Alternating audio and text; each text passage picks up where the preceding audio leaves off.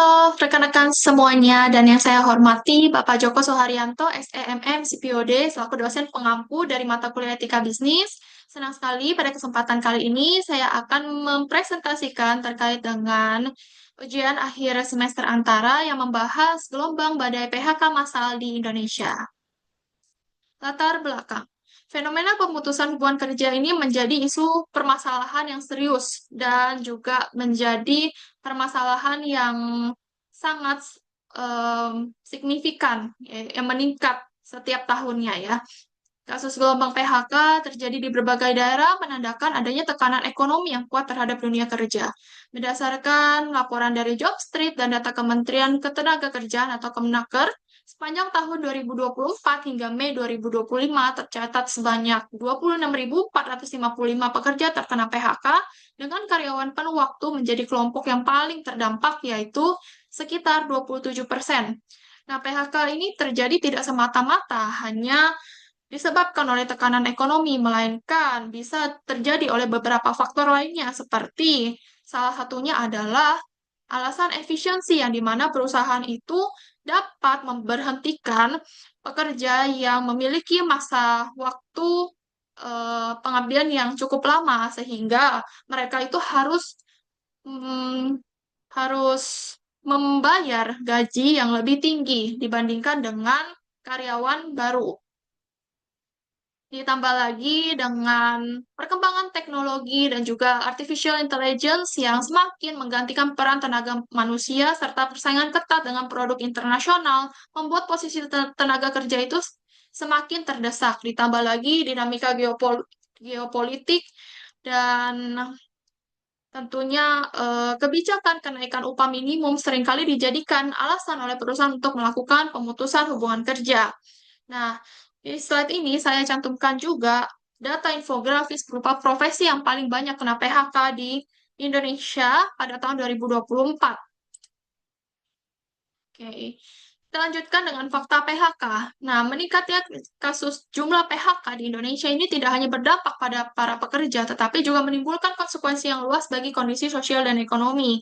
Nah, tingginya angka pekerja yang kehilangan pekerjaan itu dapat berimbas pada kondisi sosial dan ekonomi, berupa naiknya angka kriminalitas akibat tekanan hidup yang semakin berat. Di sisi lain, peluang lapangan kerja yang belum mampu menyerap jumlah pengangguran yang terus bertambah, sehingga persaingan di pasar tenaga kerja itu semakin meningkat. Fenomena ini tampak jelas ya pada generasi muda, khususnya Gen Z yang rela memadati berbagai acara job fair dengan antrian yang panjang untuk mendapatkan pekerjaan. Hal tersebut menggambarkan bahwa tantangan ketenaga kerjaan semakin kompleks di mana mereka yang terkena PHK saja masih kesulitan memperoleh pekerjaan baru, sementara angkatan kerja terus bertambah setiap tahunnya. Akibatnya tingkat pengangguran menjadi masalah yang semakin sulit untuk diatasi jika tidak ada strategi serius dari pemerintah maupun dari dunia usaha. Baik, kita langsung saja masuk kepada analisis studi kasus sebuah berita yang saya ambil dari artikel terpercaya kompas.com. Di sini akan membahas terkait dengan PT Marua Indonesia Batam bangkrut. Gaji ratusan karyawan tak kunjung dibayar. Kasus PHK massal terjadi di PT Marua Indonesia, sebuah perusahaan manufaktur elektronik asal Jepang yang beroperasi di kawasan industri Batam, Kepulauan Riau. Pada awal April 2025, perusahaan memutuskan menutup operasional pabriknya dan memberhentikan 205 pekerja yang terdiri dari 49 karyawan tetap dan 156 karyawan kontrak. Keputusan ini dilakukan secara mendadak dengan alasan efisiensi dan penutupan operasional akibat tekanan ekonomi serta melemahnya daya saing perusahaan. Namun yang menjadi sorotan publik, proses PHK dilakukan secara mendadak tanpa adanya pemberitahuan resmi maupun pembayaran pesangon, sehingga menimbulkan keresahan dan protes dari para pekerja. Kasus tersebut tentunya mendapatkan perhatian dari serikat pekerja dan juga adanya peran dari pemerintah daerah yang berupaya untuk melakukan mediasi, sehingga peristiwa ini menunjukkan lemahnya perlindungan terhadap ketenaga kerjaan di Indonesia. Baik dari kita akan mengidentifikasi permasalahannya dari perspektif pelanggaran prinsip etika bisnis. Yang pertama tentunya pemutusan hubungan kerja itu dilakukan secara mendadak, secara tiba-tiba tanpa adanya komunikasi dan pemberitahuan resmi sebelumnya. Hal ini tentunya melanggar prinsip transparansi dan keadilan karena pekerja tidak diberi waktu untuk mempersiapkan diri. Yang kedua, pengabaian kewajiban moral dan hak pekerja yang mengakibatkan ketidaksesuaian dengan aturan ketenagakerjaan dan pengabaian hak-hak pekerja. Yang ketiga, alasan PHK dilakukan kurang transparan karena tidak adanya penjelasan yang rinci dan juga terbuka kepada publik dan juga pekerja. Yang keempat, pelanggaran prinsip tanggung jawab sosial perusahaan atau yang dikenal dengan corporate social responsibility yang tidak memperhatikan dampak sosial dari PHK terhadap ratusan pekerja dan keluarganya. Baik, selanjutnya kita akan membahas nih berdasarkan pada teori etika bisnis. Yang pertama itu ada etika deontologi yang dikemukakan oleh Immanuel Kant yang harusnya menekankan pada kewajiban moral, aturan, dan penghormatan terhadap hak asasi manusia. Dalam kasus PHK massal PT Marua ini, perusahaan seharusnya itu menjalankan kewajiban sesuai dengan hukum ketenagakerjaan. Misalkan memberikan pemberitahuan yang resmi jauh-jauh hari sebelum pemutusan hubungan kerja dan membayarkan gaji serta pasangannya. Pelanggaran aturan ini jelas menunjukkan perusahaan tidak memenuhi kewajiban moralnya terhadap pekerja. Yang kedua, etika utilitarianisme oleh Jeremy Bentham dan John Stuart Mill. Kasus terjadinya PHK ini menimbulkan konsekuensi kerugian sosial dan ekonomi berupa ratusan pekerja tentunya kehilangan pekerjaannya dan juga dampaknya terhadap kondisi ekonomi. Nah, dari sudut pandang utilitarianisme, kebijakan tersebut gagal mencapai prinsip the greatest happiness for the greatest number karena penderitaan pekerja jauh lebih besar daripada manfaat yang diperoleh perusahaan. Yang ketiga, etika keadilan atau justice ethics oleh John Rawls.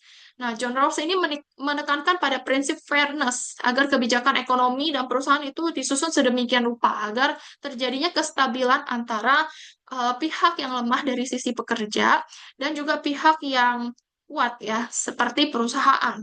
Dengan tidak membayarkan pesangon dan melakukan PHK secara mendadak, perusahaan gagal menerapkan prinsip keadilan karena pekerja itu tidak memperoleh perlindungan yang seharusnya mereka dapatkan. Baik, selanjutnya kita kepada dampak isu permasalahan PHK bagi perusahaan, yaitu di sini adalah PT Marua. Yang pertama, tentunya reputasi perusahaan tercoreng karena dapat menurunkan kepercayaan masyarakat. Yang kedua, memburuknya hubungan industrial yang seharusnya itu dapat dibangun atas dasar kerjasama, dialog, dan kepercayaan.